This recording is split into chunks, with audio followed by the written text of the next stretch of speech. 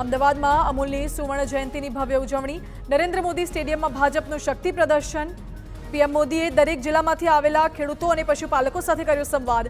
આગામી લોકસભાની ચૂંટણી પહેલા ગ્રામીણ વોટ બેંક પર ભાજપની નજર।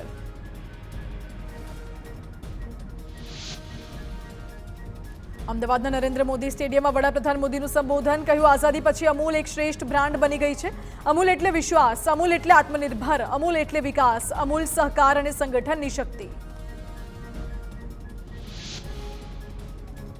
સહકાર સંમેલનમાં પીએમ મોદીએ કહ્યું ગુજરાતના ગામડાઓએ મળીને જે છોડ ઉગાડ્યો હતો તે આજે વિશાળ વટવૃક્ષ બની ગયું। અમૂલની શાખાઓ દેશ વિદેશ સુધી ફેલાઈ ગઈ।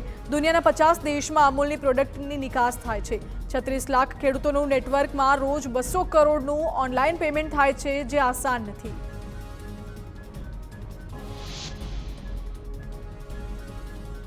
સહકાર સંમેલનમાં પીએમ મોદીએ વધુમાં કહ્યું ગામડાના નાના ખેડૂતોને આધુનિક ટેકનોલોજી સાથે જોડવાનો પ્રયાસ કરવામાં આવી રહ્યો છે। ઉજ્જડ જમીનને ફળદ્રુપ જમીન બનાવવા માટે સરકાર કામ કરી રહી છે। નાના ખેડૂતોને ઉદ્યમી બનાવવાનો પ્રયાસ કરવામાં આવી રહ્યો છે। નરેન્દ્ર મોદીએ વધુમાં જણાવ્યું કે અમૂલની સફળતા મહિલા સશક્તિકરણના કારણે છે। ભારત ડેરી સેક્ટરની સફળતા મહિલાઓ માટે મોટી પ્રેરણા છે। ભારતને વિકસિત બનાવવા માટે દરેક મહિલાની આર્થિક શક્તિની આવશ્યકતા છે। મહિલાની આર્થિક શક્તિ વધારવા માટે અમારી સરકાર ચારે બાજુ કામ કરી રહી છે। મહેસાણાના વાડીનાથ ધામમાં વડાપ્રધાન મોદીના હસ્તે શિવલિંગની પ્રાણ પ્રતિષ્ઠાની પૂજા થઈ। સાથે જ વડાપ્રધાન મોદીએ રોડ શોમાં રબારી સમાજનું અભિવાદન ઝીલ્યું। લાખોની સંખ્યામાં એકઠા થયા શ્રદ્ધાળુઓ। બનાસકાંઠામાં પાલનપુરના કણોદરમાં શંકાસ્પદ ઘીનો જથ્થો સીઝ।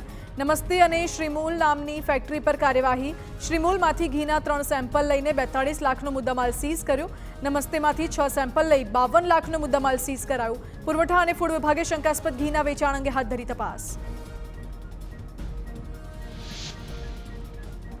દાહોદ નકલી સરકારી કચેરી કૌભાંડ મામલે મોટા સમાચાર। તત્કાલીન બદલી થયેલા પ્રાયોજન અધિકારીનું નામ ખોલ્યું।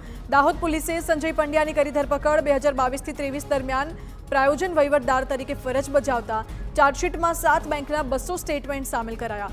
6 જેટલી નકલી કચેરી કૌભાંડનો આંકડો 25 કરોડને પાર।